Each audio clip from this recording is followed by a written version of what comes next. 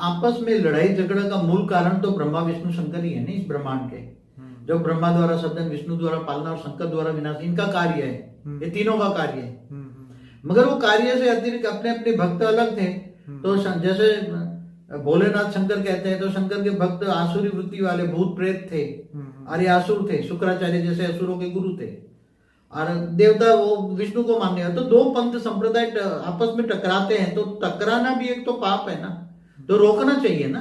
इन देवताओं का काम क्या काम है, ब्रह्मा विष्णु शंकर का क्या काम है, तीन देवताओं का क्या काम है, इन तीन देवियां भी देखो।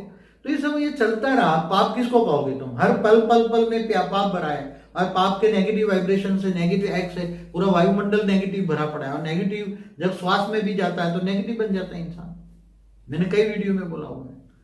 चलिए, मगर इसकी बजाय परिवर्तन का सोचो ना। पाप की डेफिनेशन बहुत हो गया, पुण्य की डेफिनेशन सोचो। पुण्य किसको कहते हैं? सारे विश्व को परिवर्तन करो, ये पुण्य है। ये सही है। ये सबसे अच्छी बात। अब पुण्य की डेफिनेशन देखो, अपने धर्मनाथ जात से परे होकर ऑलमाइटी को ढूंढो ना तुम।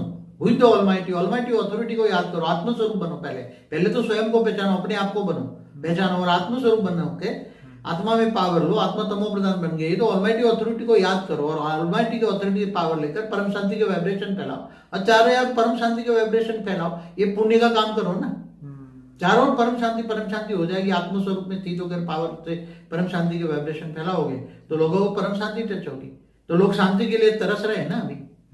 तो परम शांति सोचो को बोलोगे तो परम शांति मिल जाएगी। महामंत्र हमने दिया हुआ है। तो धरती पर पुण्य का काम करो ना अभी।